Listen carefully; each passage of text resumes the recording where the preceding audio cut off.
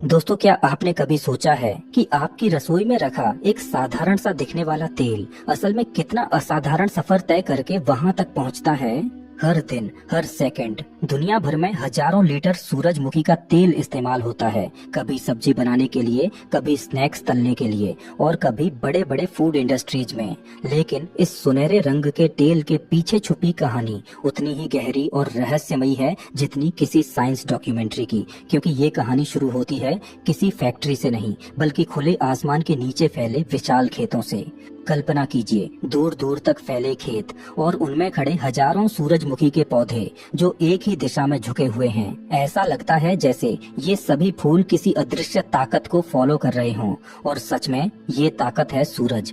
सूरजमुखी का फूल सिर्फ एक पौधा नहीं है, ये एक नेचुरल मशीन है जो सूरज की रोशनी को एनर्जी में बदलती है। दिन भर ये फूल सूरज की दिशा में घूमते हैं ताकि ज्यादा से ज्यादा रोशनी एब्जॉर्ब कर सकें, और यही रोशनी धीरे धीरे बदलती है तेल में।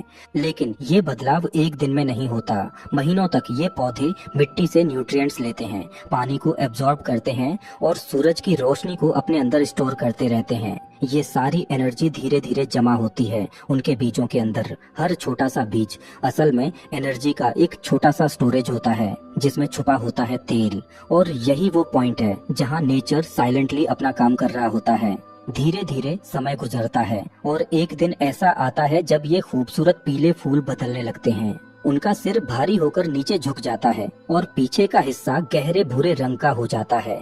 यही वो संकेत है कि अब बीज पूरी तरह तैयार हैं। अब खेतों में एंट्री होती है मशीनों की। विशाल ट्रैक्टर्स और हार्वेस्टर्स धीरे धीरे इन खेतों के बीच से गुजरते हैं और सूरजमुखी के फूलों को काटना शुरू कर देते हैं। ये मशीनें इतनी एडवांस होती हैं कि ये फूलों को काटकर उनके अंदर से बीजों को अलग भी कर देती हैं, वो भी कुछ ही सेकंड्स में। और देखते ही देखते हजारों फूल बदल जाते हैं लाखों छोटे छोटे बीजों में। यही बीज आगे चलकर बनेंगे वो तेल जो आपकी रोज की जिंदगी का हिस्सा है। खेतों से निकले ये छोटे छोटे बीज अब एक बिल्कुल नई दुनिया की तरफ बढ़ते हैं। एक ऐसी जगह जहां प्रकृति का काम खत्म होता है और इंसानों की बनाई मशीनों का खेल शुरू होता है। ये बीज बड़े बड़े ट्रकों में भरकर फैक्ट्री की ओर भेजे जाते हैं। दूर से ही आप देख सकते हैं भारी ट्रक धूल उड़ाते हुए एक के बाद एक फैक्ट्री के गेट में दाखिल हो रहे हैं। हर ट्रक अपने साथ लाखों बीज लेकर आता है और हर बीज के अंदर छुपी होती है तेल बनने की कहानी। लेकिन फैक्ट्री में घुसते ही इन बीजों का पहला टेस्ट शुरू हो जाता है। सबसे पहले ट्रक को एक बड़ी वेगिंग मशीन पर रोका जाता है। यहाँ उसका पूरा वजन रिकॉर्ड किया जाता है। ये सिर्फ एक फॉर्मल स्टेप नहीं है बल्कि यही तय करता है कि आगे प्रोसेसिंग के लिए कितना रॉ मटेरियल आया है। लेकिन असली काम अभी शुरू भी नहीं हुआ है, क्योंकि खेतों से आए ये बीज उतने साफ नहीं होते जितने दिखते हैं। इनके साथ आती है मिट्टी, छोटे पत्थर, सूखे पत्ते और कई तरह की अशुद्धियां। अगर इन्हें ऐसे ही प्रोसेस कर दिया जाए तो तेल की क्वालिटी खराब हो सकती है। इसीलिए अगला स्टेप है क्लीनिंग। बीजों को बड़ी बड़ी मशीनों में डाला जाता है जो लगातार वाइब्रेट करती रहती हैं। इन मशीनों में अलग अलग साइजेस की जालियां होती हैं जो बड़े कचरे को अलग कर देती हैं।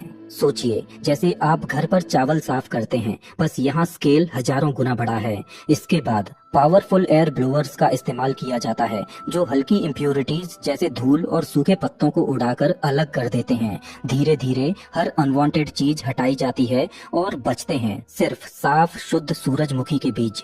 अब ये बीज पहले से ज्यादा हल्के, साफ और प्रोसेसिंग के लिए तैयार होते हैं। बाहर से देखने पर ये बिल्कुल तैयार लगते हैं, लेकिन सच ये है कि असली तेल अभी भी इनके अंदर कैद है। और उस तेल तक पहुंचने के लिए हमें सबसे पहले तोड़नी होगी इसकी बाहरी दीवार।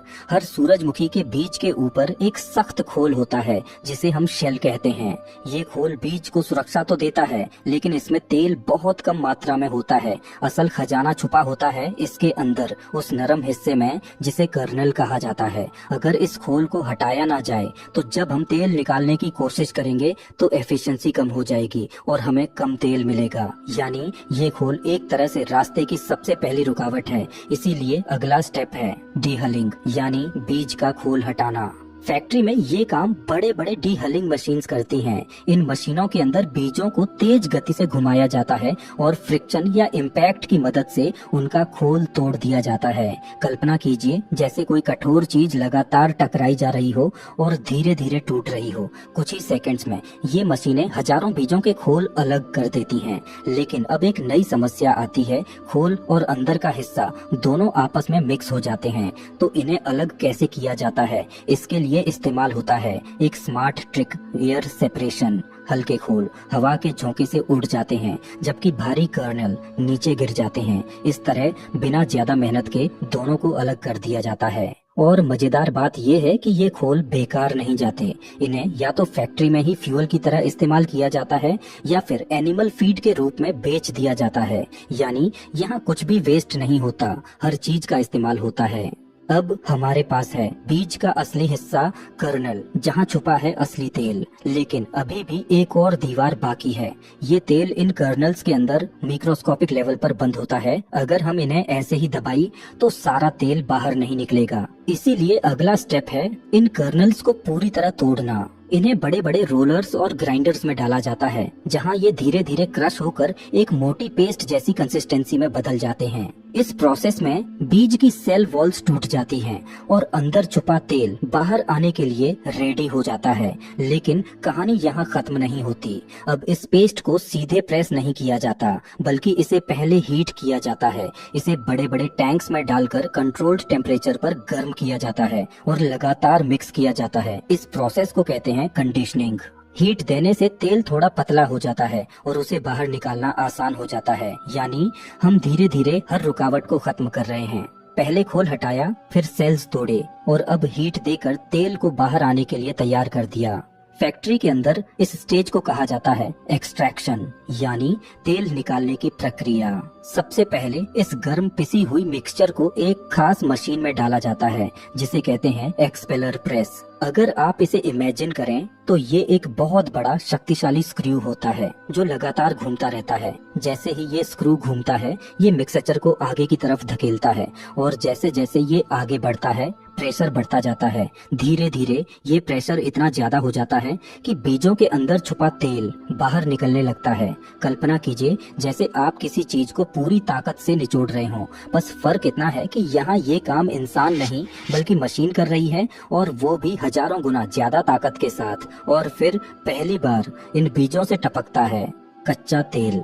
ये तेल हल्का पीला नहीं होता बल्कि गहरा, थोड़ा धुंधला और स्ट्रॉन्ग स्मेल वाला होता है। यानी ये अभी वैसा नहीं है जैसा आप अपनी रसोई में देखते हैं। लेकिन कहानी यहाँ खत्म नहीं होती, क्योंकि इस प्रोसेस के बाद भी काफी सारा तेल अभी भी बचा रह जाता है। जो मटेरियल मशीन से बाहर निकलता है उसे कहते हैं प्रेस केक। ये देखने में सूखा लगता है, लेकिन इसके अंदर अभी भी कुछ प्रतिशत तेल मौजूद होता है। और बड़ी इंडस्ट्रीज के लिए हर एक बूंद तेल की कीमत होती है। इसीलिए अब आता है दूसरा और ज्यादा एडवांस्ड तरीका, सॉल्वेंट एक्सट्रैक्शन।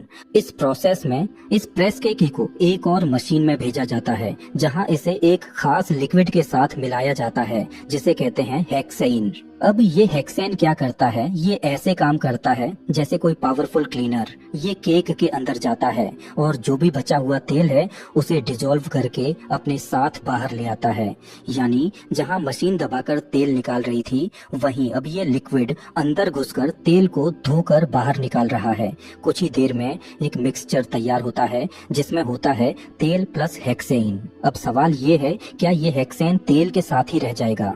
नहीं, इस मिक्सचर को एक स्पेशल सिस्टम में भेजा जाता है जहां हीट दी जाती है। क्योंकि हेक्सेन का बॉइलिंग पॉइंट बहुत कम होता है, ये जल्दी इवेपोरेट हो जाता है और अलग हो जाता है, और पीछे बचता है वही कच्चा तेल। अब इस स्टेज पर दोनों तरीकों से निकाला गया तेल, मैकेनिकल प्रेसिंग और सॉल्वेंट एक्सट्रैक्शन, एक साथ मिला दिया जाता है। लेकिन ये तेल अभी भी पूरी तरह साफ नहीं है। जो तेल अब भी निकला है वो वैसा नहीं है जैसा आप अपनी रसोई में इस्तेमाल करते हैं। ये कच्चा तेल गहरे रंग का होता है, इसमें तेज गंध होती है और इसके अंदर मौजूद होती हैं कई ऐसी अशुद्धियां जो इसे सीधे खाने लायक नहीं बनाती। यानी ये तेल अब भी अधूरा है। और अब शुरू होता है इसका सबसे महत्वपूर्ण ट्रांसफॉर्मेशन, एक ऐसा प्रोसेस जहां साइंस और केमिस्ट्री मिलकर इस कच्चे तेल को पूरी तरह बदल देते हैं। इस प्रोसेस को कहा जाता है रिफाइनिंग। सबसे पहला स्टेप है डिगमिंग। इस स्टेज में तेल को पानी या हल्के एसिड के साथ मिलाया जाता है और फिर गर्म किया जाता है। अब होता क्या है, तेल के अंदर मौजूद गम्स और अनवांटेड पार्टिकल्स पानी के साथ रिएक्ट करके अलग हो जाते हैं। फिर सेंट्रीफ्यूज मशीन की मदद से इन्हें तेल से अलग कर दिया जाता है। धीरे धीरे तेल साफ होने लगता है, लेकिन अभी भी इसमें एक और बड़ी समस्या बाकी है। इसमें मौजूद होते हैं फ्री फैटी एसिड्स जो तेल के टेस्ट और क्वालिटी को खराब कर सकते हैं। तो अब आता है अगला स्टेप, न्यूट्रलाइजेशन।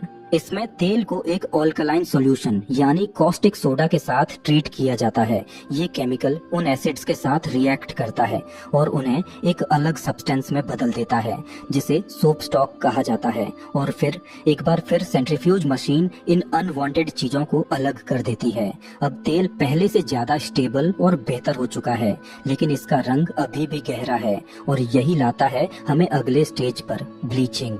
इस प्रोसेस में तेल को गर्म किया जाता है और उसमें मिलाई जाती हैं खास तरह की एक्टिवेटेड क्ले या चारकोल। ये मटेरियल्स स्पंज की तरह काम करते हैं। जो भी कलर पिगमेंट्स और इम्प्यूरिटीज बची होती हैं, ये उन्हें अब्सॉर्ब कर लेते हैं। कुछ समय बाद इस मिक्सचर को फिल्टर किया जाता है और जैसे ही ये क्ले बाहर निकलती है, तेल का रंग बदल चुका होता है। अब ये पहले से कहीं ज्यादा साफ और हल्का दिखाई देता है, लेकिन एक चीज अभी भी बाकी है, गंध और स्वाद, क्योंकि कच्चे तेल की स्ट्रॉन्ग स्मेल अभी पूरी तरह खत्म नहीं हुई है। और यही हमें ले जाता है रिफाइनिंग के आखिरी और सबसे इंटरेस्टिंग स्टेज पर, डिओडोराइजेशन।